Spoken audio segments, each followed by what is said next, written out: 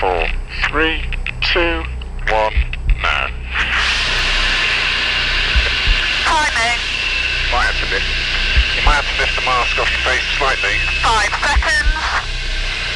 You can feel the gas expanding. Okay, 1 and 2, drop your oxygen mask now for me. To demonstrate the effects of oxygen starvation, Kim is given a simple children's puzzle to complete. Okay, Kim, what I'd like you to do is have a go at this puzzle. Empty it first and then carry on. What do you notice about the atmosphere in here? It's warmer. It feels humid. It feels humid. But does the air feel any different to breathe? Absolutely not. It feels exactly the same. Just slightly warmer, more humidity. One of the most dangerous aspects of hypoxia is that when you're exposed to an atmosphere, a hypoxic atmosphere, like an unpressurized aeroplane, the air doesn't feel any different to breathe. You breathe it in and it feels completely normal. And this is one of the most distressing things about hypoxia. It's a quiet harbinger of death. Okay, yeah, that's switched on. How are you feeling? A bit woozy. A bit woozy already? Yeah, I agree. You're only 1 minute in and yet you're feeling I've woozy. had a couple of drinks, so... Like you feel a bit drunk? That's the best way to describe it, is like being drunk, or perhaps the beginning of a heavy head cold, or just extreme fatigue. How many minutes have you both been off oxygen now? Actually, I'm not really sure how long. 2 minutes 30. There's a big clue. 2 minutes 30. Quite woozy. Your attention and your vision starts to cone down into one area, and you find it very difficult to focus outside of what's immediately under your nose.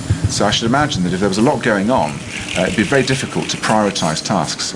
It's absolutely possible that an individual will become fixated on one task. We've seen it time and time again in our chambers.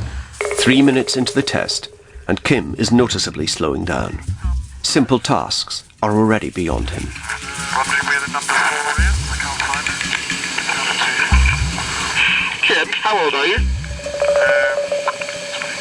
21. I 3 think minutes 30. 3 minutes 30. I'd like you to take 7 off 21 and carry on out loud.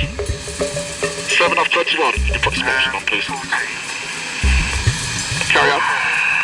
Carry on. 3 minutes 45. Number 1 buckle in 3 minutes and 49 seconds. Put the oxygen mask on, number 2. Put the oxygen mask back on for me. With Kim dangerously hypoxic, Squadron Leader Chappell decides not to go any further and puts Kim back on oxygen. So back on in 4 minutes and 3 seconds. MI is indicating on the inside. The onset of hypoxia, I would say rapid, accompanied by this euphoric, I can do it, which is not true. When you first drop your oxygen masks, many of you will have noticed that there's absolutely no change in the nature of the air that you're breathing. Absolutely it feels absolutely none no at all. different. Amazing. It was quite shocking, really. The hypoxia test sheds new light on Kim's investigation. We know that the Helios pilots climbed at 3,000 feet a minute in their unpressurized plane. By the time the warning horn sounded at 10,000 feet, hypoxia would have been setting in. What's that? At about 15,000 feet, they would have already lost 25% of their mental ability. At this point, the increasingly confused captain may have left his seat, possibly to try and turn off the alarm. Approximately 15 minutes after takeoff, both pilots would have passed out. The hypoxia experiment was a real eye-opener for me. I can now understand why the pilots missed the vital clues. I thought I was in control when clearly I was not. For Kim, hypoxia offers a compelling explanation why the pilots seemed unable to react to the warning signs in the cockpit. Yet it also prompts a further crucial question. If everybody on board had succumbed to oxygen starvation, then who were the 2 people spotted in the cockpit by the intercepting F-16 pilots only minutes before the crash? How did they manage to avoid the hypoxia which had overcome the pilots? Who were they, and who, in particular, was the person seen wrestling with the controls?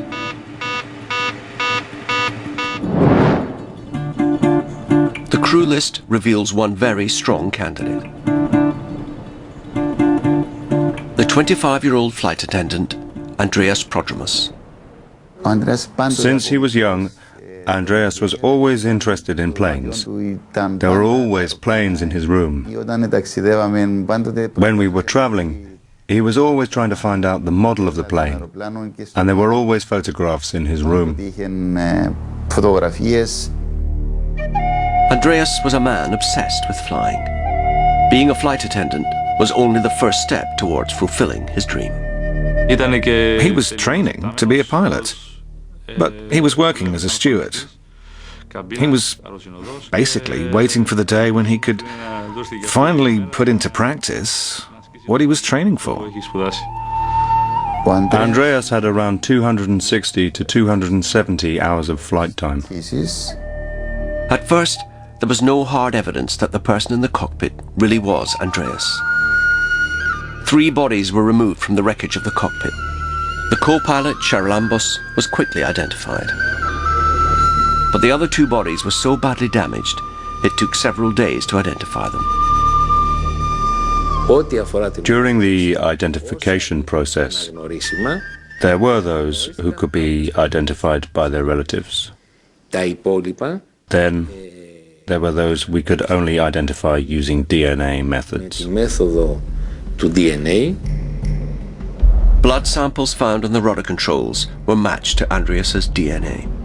This confirmed that he was in the cockpit during the final moments of Helios 522. Using the same methods of DNA analysis, the 3rd body was identified as his girlfriend, Haris. This led investigators to an astonishing conclusion. These 2 young flight attendants were trying to save the plane. 6 minutes into the flight, with the oxygen supply dropping and confused by the effects of hypoxia, the pilots are struggling to make sense of the situation.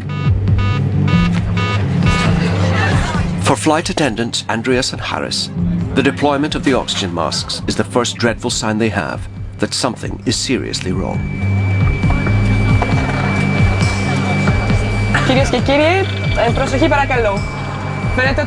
The chief purser takes off her mask to reassure the passengers that all is well. She then tries to contact the flight deck, to no avail.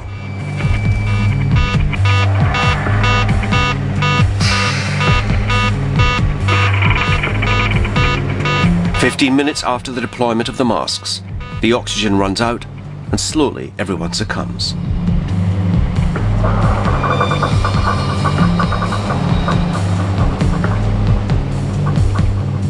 At some point, Andreas must have fitted himself and Haris with portable oxygen.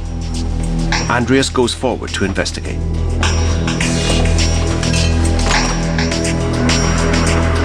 He finds all the passengers and his colleagues unconscious.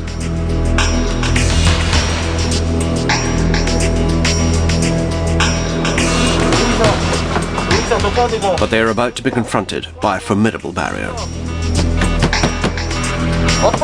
Following the terrorist attacks of September 11, all cockpits are fitted with specially reinforced doors. The only way in is by entering a security code. I don't know whether he knew the code or not, but just imagine, in the panic and confusion, well, you can easily forget things you know.